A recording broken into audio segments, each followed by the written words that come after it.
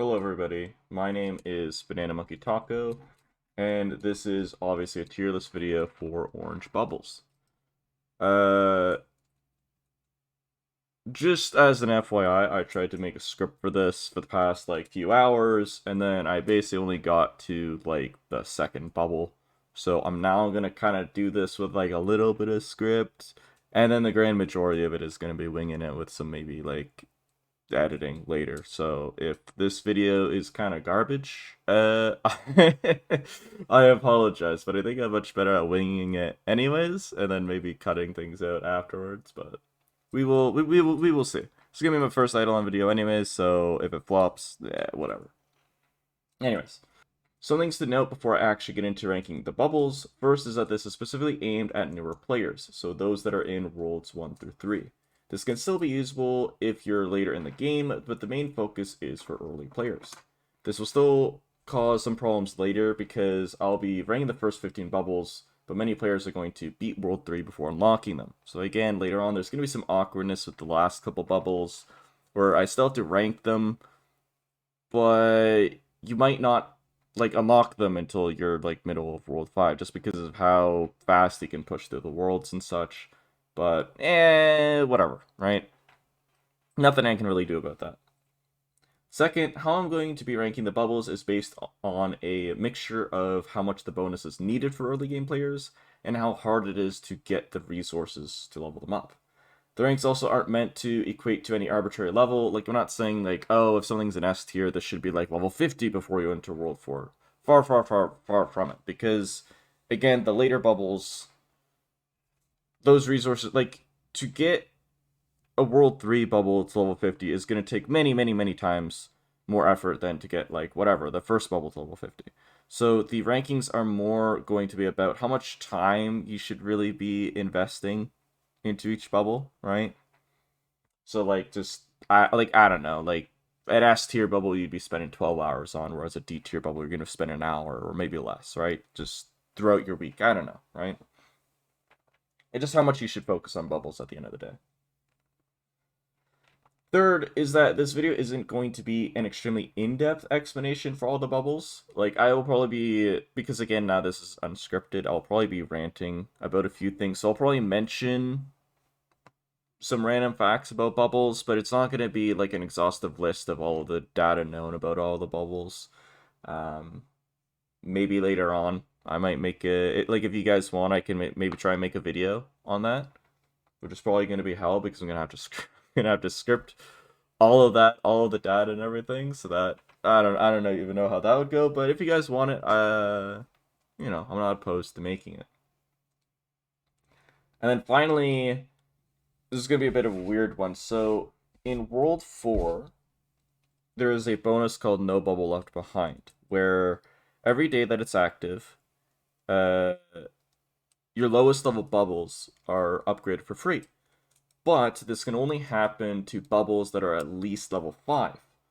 So some people used to do this strategy where they would keep specific bubbles under level 5 because the bonuses weren't really needed, and then that way no bubble left behind is free to focus on actually good bubbles. Because there are some bubbles here that are just completely worthless, and even thinking about them is probably a waste of time.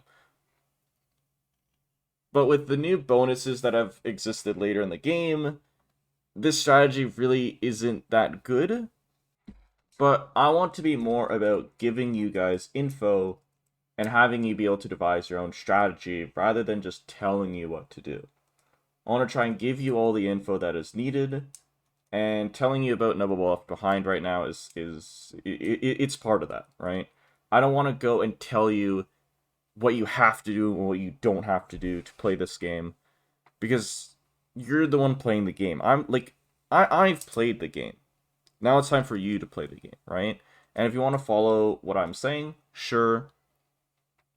Most of you probably will, and will ignore No Bubble Left Behind, but I'm sure some of you, the strategy appeals to you. Hell, it would appeal to me if I was in your shoes as well. And there's not much of a debuff to doing the strategy and then leveling up the bubbles later. Right, well, I'm ranting right now. So, like, at the end of the day, I feel the need to explain this for you because once you level up the bubbles to level 5, you can't go back. So if I didn't mention this to you guys, then I would feel that that's a betrayal on my part, where I haven't given you all the info. So that is why I'm mentioning it. But when we get to any bubble that can be used for that strategy, I will mention it. And if you're doing it, go ahead. If you're not doing it, you can basically just ignore whenever I say that. The rankings also do not include like any of that kind of fluff. It's just, you know. Anyways, on to the actual rankings, which will go on in bubble order. It's all kind of organized down here for you guys. Or, well, for me, I guess. So, first off is Roid Rage. So, Roid Rage uses oak logs, and it gives you one strength stat for every time you level up the bubble. Base stats are pretty good.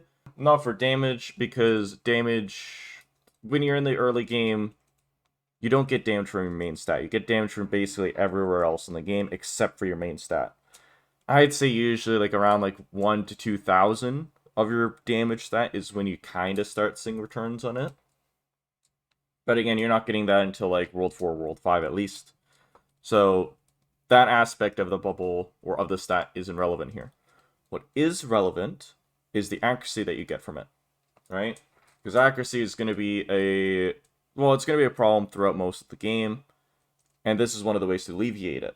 The problem with Roid Rage specifically is that it gives strength. And who gets accuracy from strength? Archers. Now, no offense to any archer mains. Well, actually, first of all, you shouldn't be maining anything.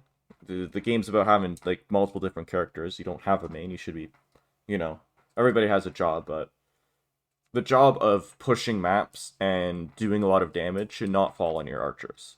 Especially if you play actively with the game open in the background, because archers just don't have as much strength in that aspect. As much strength in that aspect as mages or warriors. I'd personally recommend warriors, but you can do what you want. It's more when you get to the elite classes in World 4 that your which class you're using really becomes relevant. Until then, it's kind of up in the air. But at the end of the day, I don't really care about archers early game, so the fact that Roid Rage gives archers accuracy isn't really that important, so I am putting it in C tier. The second bubble now, though, is Warrior's Rule, which uses Spore Caps.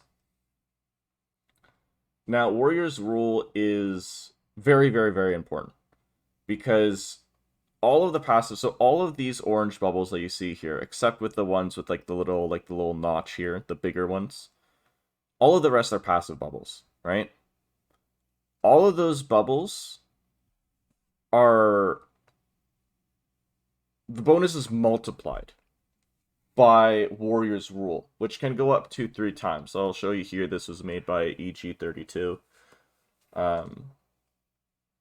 So the main thing here is that it can go up to 3 times more powerful, which you're not going to get in the early game, but still. But it buffs all of those bubbles for your warriors, not for all the characters, but for your warriors.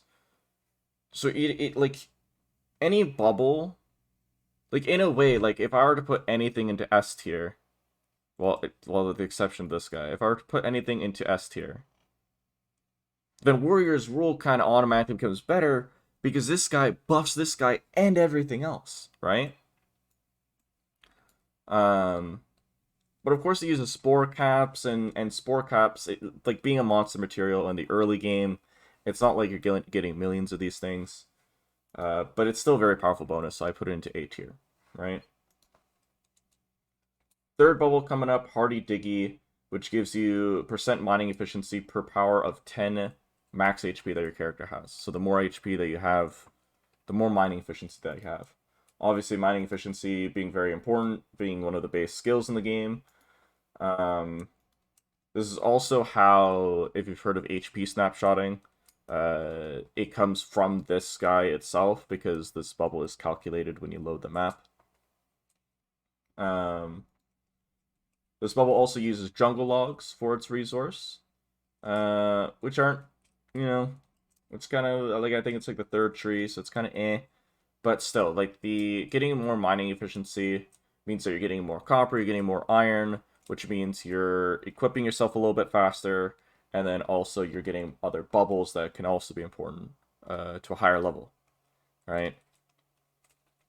So it is a very important bonus. You might not be able to get too many stacks of that, like, power of 10 HP at the start, but any bonus out of it is still going to be good, so it goes up into A tier. Next bubble is Wyoming Blood, which is our first active bubble. So this doesn't get multiplied by Warrior's Rule, but it's a multi-resource bubble. So it says multi-ore mining chance is increased by whatever percent, and your max multi-ore chance is 300% instead of 100%. Ironically, it can still go above, the bonus can still go above that 300%, but you don't get any effect out of going above 300%. So basically what this means is whenever you mine something, right, if you successfully mine it, you get an ore out of it, right? Ignoring the whole prowess bonus, right? Ignoring that thing. If you have a 100% gather chance on mining, you hit the rock, you get a rock, right? But with the multi-ore, it's basically a chance to get more than one. So if you have 50% multi-ore chance, if you hit the rock 50% of the time, you get an extra rock. And this can go and stack up to 300%, meaning if it's at 300%, every time you successfully mine a rock, you get 4 rocks, right? And this is affected in sampling. It is extremely powerful because it basically acts as a direct multiplier to your sampling. If you have this at 0% and you sample and you get, let's say, 1,000 copper per hour, and then you level this up and you get 50% multi-ore, your sample will then directly become 1,500 ore, or 1,500 copper an hour, which is pretty insane, especially because this is a linear bubble. So every single time you level it, you are getting the exact same amount of bonus. So it starts at 25%, and then every single time you level it after, you're getting 1.5% more multi-ore chance. So that's 1.5% more on your sample every single time, until you get it to level whatever, and it becomes 300, so... But because of how powerful that is literally going to be one of our few S-tier bubbles. Moving on to Big Meaty... You can tell that I'm not even scripting this. Going on to Really Smart, which is percent mining and fishing XP gains. Now, the problem with XP gain is that all XP bonuses are additive with each other, with a very few special exceptions. Once you get into like the very far late game of like Worlds 5 and 6, then like very specific bonuses are actually multiplicative. But for this, at least, it's additive. Which actually kind of doesn't matter too much, because again, you don't have any bonuses at this point, so it would be multi. The main issue that I have with this, though, is that having a higher mining or fishing level, it's good to unlock the portals,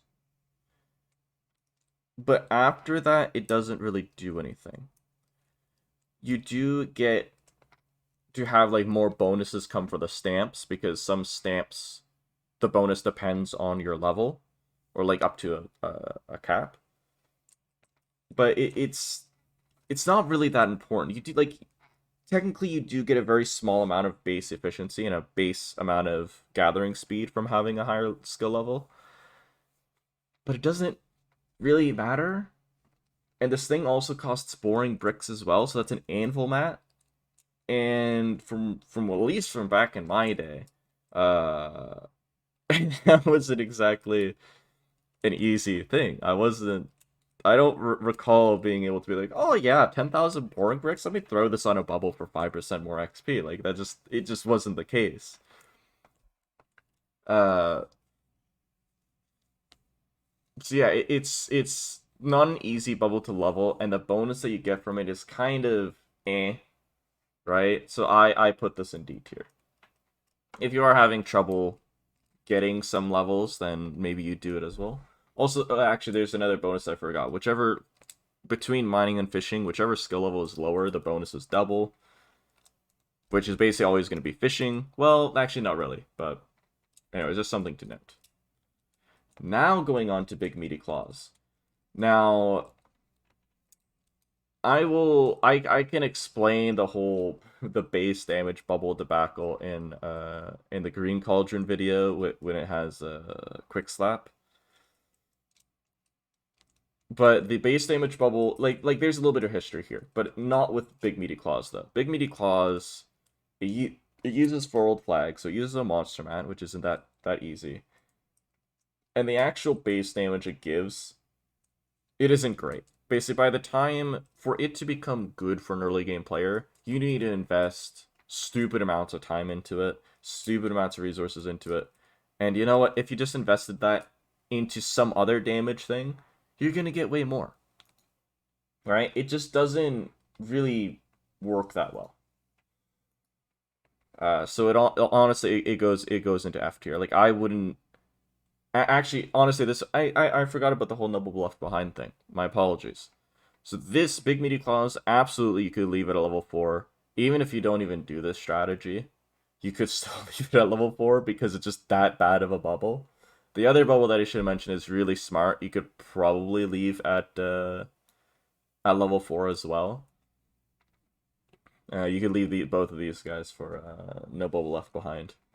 But especially big meaty claws, because like the other thing is that base damage, all the base damages are additive with each other. It's all adding into base damage. It's like percent or multi damage that actually multiplies onto the base damage, right?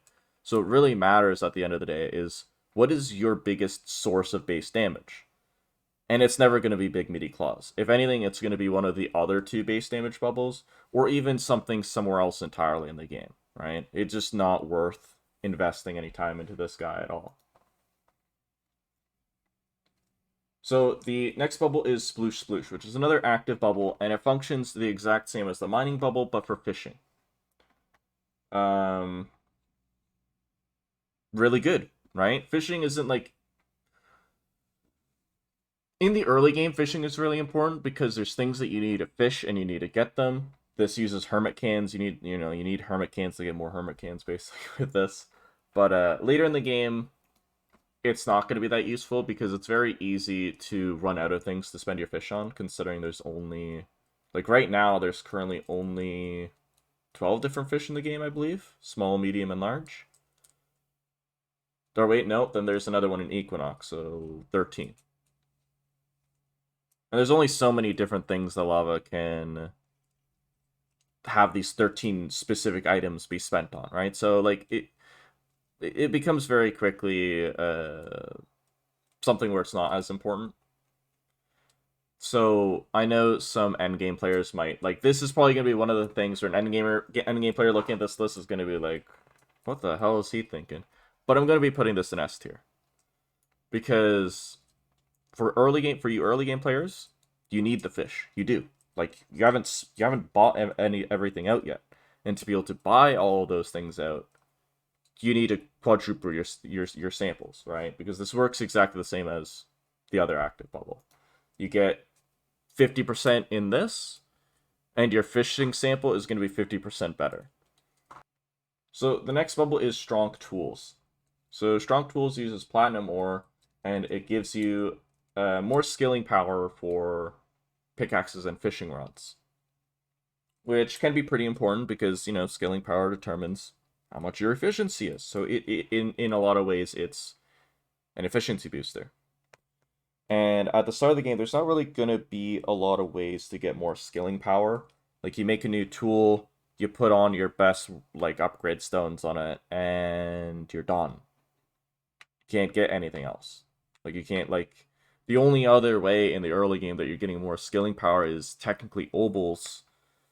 And you're not even going to be doing that for the mining ones. You can't get mining obols unless it's through the alchemy shop, which you shouldn't be spending your water on. So this is one of those. It's a good source of that rare resource of skilling power. But again, the Platinum Ore can be kind of hard to gather in the early game, so don't like stress yourself out too much over this guy. But I'm still going to be putting it in B tier. As we go and look at the other. So the next bubble is FMJ. So FMJ gives you...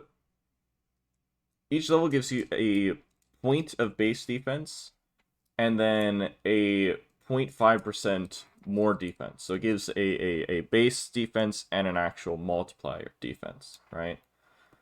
Now, this is a complicated one.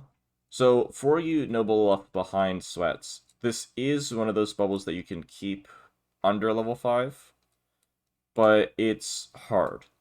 So without spoiling things too much, even though I spoiled the fact that no bubble left behind exists, but there is a bonus that you get in late World 3 that practically nullifies the importance of defense. Once you get that bonus, I would argue that defense is almost like it's a laughable stat. Like, you don't need it anymore.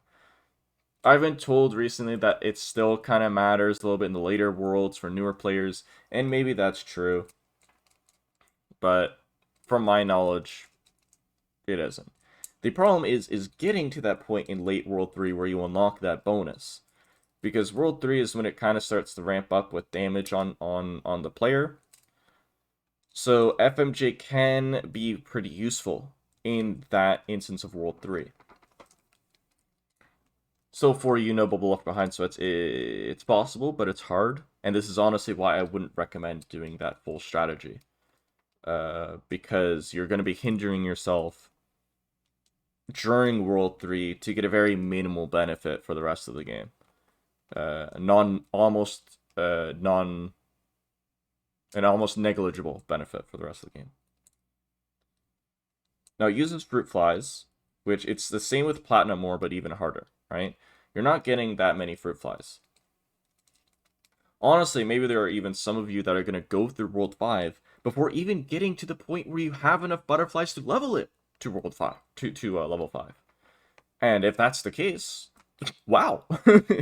Wow, that's genuinely going to be impressive. End of the day, though, even though it's basically a worthless bubble later, for you early game players, it can be a fairly crucial bubble to have leveled. There are ways of getting around it, like upgrading your gear instead, but at the end of the day, you could also just level this bubble. So again, this tier list is for Worlds 1 through 3, I will be putting in an A tier. If I do make a tier list video for like World 4, World 5, any of the other worlds, this bubble is probably going to be placed into F tier at that point, because you should already have had it leveled enough to level like 20 or 30, and you would not be leveling it up after that, really. Like, maybe you spend like a 1-hour time candy to get like 1,000,000 fruit flies and level it another 20 times if you really, really have difficulty with defense, but FMJ and A tier at the end of the day. Now, the next bubble, what the hell are these names? Is bopity bopity, which is percent critical damage. Now, the maximum of this, let me check, is 35%. Okay, so that is pretty good. There's critical chance bubble in the green bubbles. That is kind of dog water. But this one, because it's critical damage, later in the game, you'll be doing basically all crits. I kind of feel like that, like any game that has a critical chance almost always ends up like that, where for most of the game, it is a crit chance, and then at some point it's just there is no chance. You just have crits, right? And it's the same in Idleon. You will eventually just have crits. So this later in the game will act as a direct multiplier. But now here's the thing, that's later in the game. Earlier, again, we're going to look at this and it's 35%. Now let's say you have that 35%. You have this bubble at like level 1000 or something, and you have practically 35% more crit damage. If your crit chance is only 5%, you're not getting that much more damage out of it, right? And especially with the case... Yeah, I can go into multi-kill. Especially with the case of multi-kill. Multi-kill tiers are not awarded based on your crit damage. It is ignored. So crit damage is basically only an interesting factor for when you're active, for when you're pushing even, for when that crit damage is the difference between one-shotting and not one-shotting an enemy.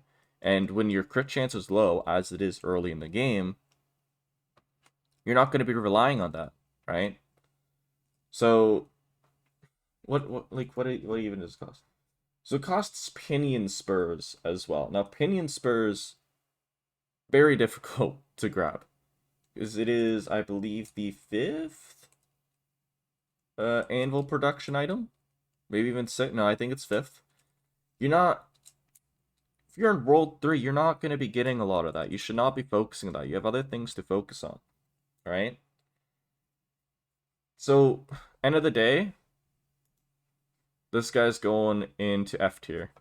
If you're a no bubble left behind sweat, this isn't a bubble that you're going to leave below level 5. You will level it later. So don't assume that because it's in F or D tier that you're going to leave it at level 4. You leave it at level 4 for now, but by the time you get to no bubble left behind, I think you're already going to want to level it beyond level 5, just for your knowledge. Moving on to Brittley Spears. This is one of those famous percent damage bubbles. So whatever, it's just percent damage. It goes up to a maximum of, let's see here, I've lost it. No, I'm looking at it. A maximum of up to 40%. It gets boosted by the Warriors roll bubble, don't forget. So Warriors will get double dipping on this. The problem with it is that it requires frogs. The trapping, the critters, it takes a while for you to just... Well, no, not even a while. The bubbles that require critters to level are the hardest bubbles to level. Those and souls. Because there's not that many bonuses in the game that just exponentially increase the amount of critters that you get. There's no prowess area for critters. You get like 100 times more efficiency, and you get like maybe 2 times more critters. It's not really built that well.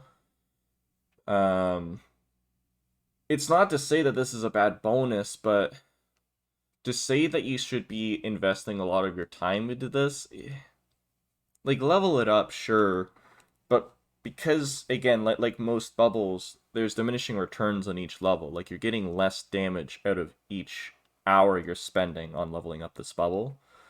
Like, level it up, but it's a C tier bubble. Don't, like, sweat it out too much, but don't, like, freak out about it.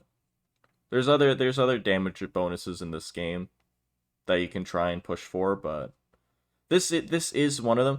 And here's the overall issues. Whenever people ask about damage, people typically just say, "Oh, go for alchemy, go for alchemy, go for alchemy," without actually realizing.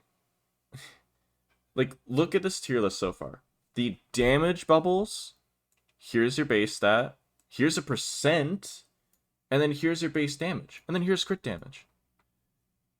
There's a reason why they're all marked so low, and they're not that great. They're not an easy fix to damage. Whenever you see somebody saying, "Oh, just do alchemy for damage," they don't... I'm not going to say they don't know what they're talking about, but they obviously don't actually want to interact that much. Because saying, "just do alchemy," is one of those catch-all statements where it's technically not wrong, but it sure as hell ain't good, like, great advice either. So that's my statement there. Moving on is the Call Me Bob bubble, another active bubble. And here's where we get into a little bit of a conflict with the active bubbles. Now, the first 2 active bubbles that give you multi-ore with mining and multi-ore with fishing, those are fine. Again, typically in the early game, you're going to have 2 active bubble slots.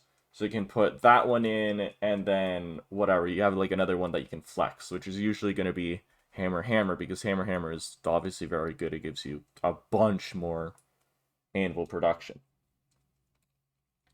So if you're mining, whatever, you have hammer hammer, and you have the mining one. But now it's kind of a battle. So if you're mining, obviously you're using the mining bubble, but then what's your second bubble be gonna be? Is it gonna be is it gonna be the construction XP from Call Me Bob? Or is it gonna be more anvil mats? And realistically, for everybody except for your squire, the answer is gonna be hammer hammer. So it's a case of this bubble isn't helping everybody. And the other thing is that it costs mustache combs, which is an early 3 mob resource, but it's still a world 3 mob resource. And if you're already at mustaches, like you could send a couple people farming mustaches early, like in the last few days of pushing through world 3. But like I don't know, I just feel like there's gonna be other things for your characters to be farming at that point. Like this is an extremely useful bubble, an extremely important bubble later in the game. But earlier in the game, when you are just trying to go through World 3, I really just can't. I can't with good conscience say that this is a good bubble to really sweat over. So it's going to go into F tier. And yeah, this is one of those bubbles where later in the game, you're going to be like leveling this up. You're going to be spending like 3 levels on it left and right. Some people have this bubble like up to level 10,000, I think nowadays. But for an early game player, this just isn't the move. This just isn't the correct move. And now we have Carpenter, which is percent build speed per construction level, which is also a very, very important bubble. But it's like it's almost even worse off than Call Me Bob. And right now, I'm honestly looking at my previous tier list, and what I have in my previous tier list is it being put into D tier above Call Me Bob, and I'll still stand by that. But again, the main problem with Carpenter, the build speed is honestly even stronger. It's a lot stronger than the construction XP, because build speed isn't build rate. Build speed is the speed of your whole construction. It's faster cogs, it's getting XP faster, it's getting the buildings built fast, like, it's everything. It's extremely important. But it costs orange salts. And orange salts, again, it's one of those things where if I do feel like with orange salts, yeah, you're gonna have orange salts, but like blue salts, it's one of those things where I feel like there are gonna be players beating World 3 before even having to do anything with orange salts. Because yeah, no, actually no, I do think that. I don't even think it's blue salts. I think there are cases where people can go through World 3 and not unlock orange salts. Because I do think that people push salts way too early. Like they'll be going in, like they'll try to make orange salts while they still have like a level 3 red salt. Like there's a time and a place for orange salts, but not now. And there's a time and a place for leveling up your Carpenter bubble, but it isn't now, right? It isn't now. With people being in World 3 for this tier list, the build speed ain't gonna help. You have a lot of other things that you need to like. You might not even have a good cog setup, and that's its own whole other video, by the way, with messing around with cogs. Where the build speed, like again, it's important, and later on in the game you're gonna be pumping. You're gonna want to get this guy to the max, and I think the maximum is only like 2%, anyways, right? Yeah, it's only at 2% per level, of course, but still. And yeah, I guess that's the other thing. You're not gonna have enough construction levels to really get this thing to be boosting, right? So yeah, I'm gonna stand by it. It's gonna stay in D tier.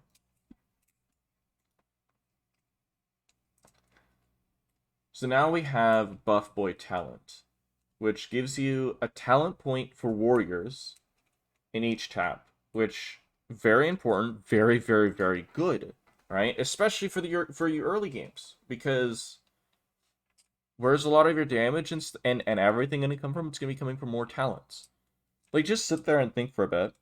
Even if you're at World 4, just sit and think, what if I told you, like, hey, have 100 more talent points in tab 1, tab 2, tab 3, tab 4. You'd go crazy. You'd be like, oh my god. Like these these three talents that I've been wanting to level, I could just level them now. I can get like 50% more damage. I can go for like way more AFK gains. I can do this, I can do that. But again, we run into the exact same problem that we've run into for the past couple. And actually a new problem that I haven't mentioned. Which is that we're now far into the territory of you may have beaten World 3 and you haven't even unlocked this bubble in the first place.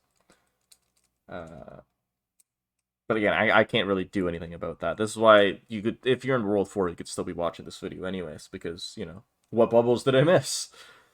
But no, the main issue with this bubble is not how good it is, because it's great, it's insane.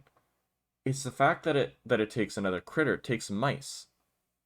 Which I believe is the third, probably the third critter. You could set some people up with critters, and critters is complicated, right? My strategy, again, without going too much into a here's how you do trapping video, from what I did was I'm a lazy guy, so from what I can remember of me doing trapping or unlocking the critter part of trapping is I had everybody in frogs, I had my hunter, and for the first trap or for the first critter I would move everybody's trap over, and then I just thought I'm way too lazy for this, and hunter has a bonus that gives him shinies, so I'm just gonna move my hunter trap, and everybody else is gonna stay on what they were, and when I've unlocked all the critters, then I move everybody. And if you're doing it like that, well, obviously you're not going to get any mice unless you had everybody on mice when you gave up. And plus, to get critters effectively, you kind of need shorter traps as well. Again, this is one of those mid-tier bubbles where it's like, this is a very good bonus, and the resource it's just barely a pain in the ass, right? So again, this is going to be one of those where you decide, right? Maybe for you, trapping is really easy. You're like, oh yeah, I have like, you know, I'm really loving this game. I've played it 8 hours straight every single day. I have no problem setting 20-minute traps on everybody on mice, right? And then maybe you're more chill with the game, where you're like, yeah, I want to check in on it like once or twice a day, but I don't want to sweat it. And this isn't going to be your bubble, right? So I'm going to be putting it in C tier. It's up to you how much you want to invest in it, really, but I don't know, it's really up to you as a player to determine how much am I willing to sweat this bubble, right? And then do remember later, you get like it does become a little bit easier later. So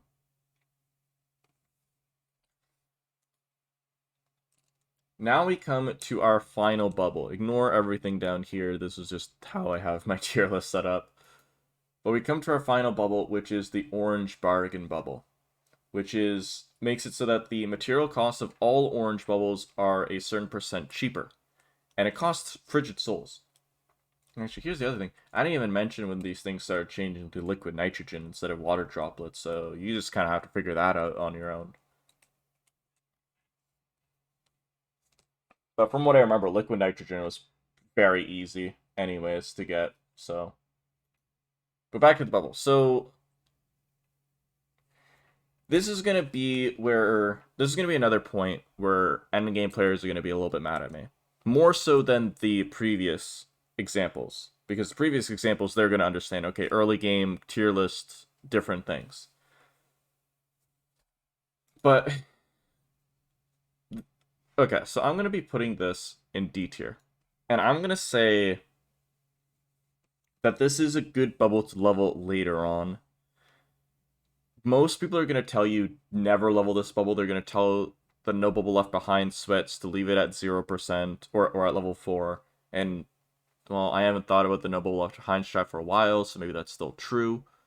But for the general player, you will eventually want to level this bubble.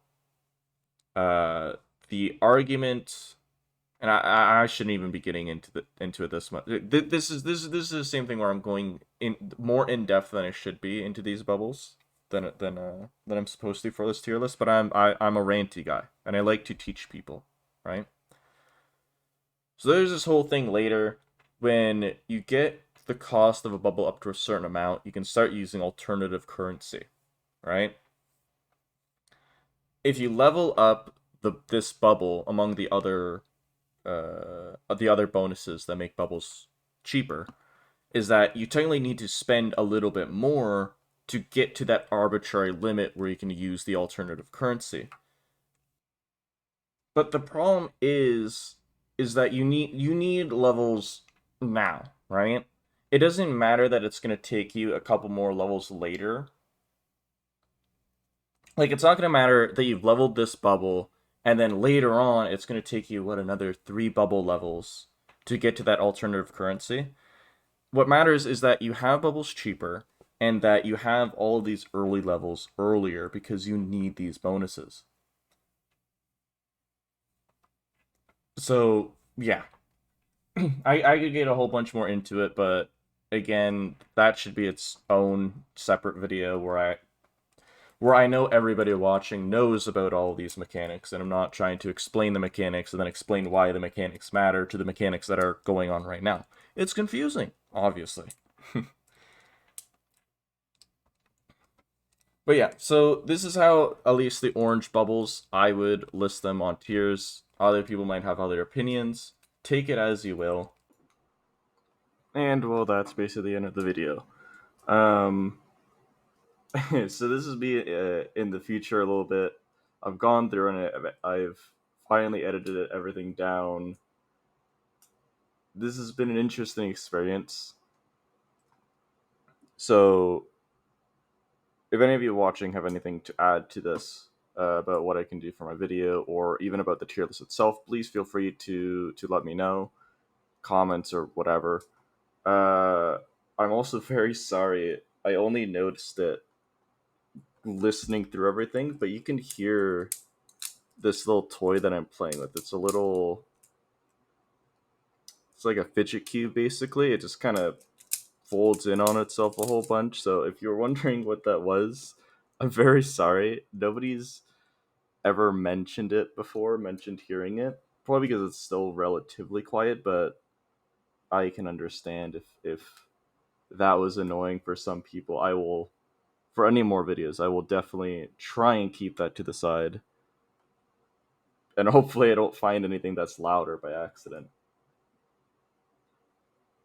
If you do want to learn a bit more about the game, I do also stream on Twitch sporadically. I should be doing that a bit more often, but we'll see. And then I'm also the leader of the Frozen Flames Discord, which I highly recommend you join. We do have a lot of great people that are willing to teach newer players. We have a whole channel dedicated to it's basically just a compendium of all of the different tips that have been found throughout the game over time, all very neatly organized in a Discord channel. Surprisingly enough, it basically uses Discord links to go to different channels. So yeah, I hope I did well, but I can see if somebody would think I didn't. But you know, it's my first video, at least in a long time. So thank you all for watching. I hope you enjoyed, and goodbye.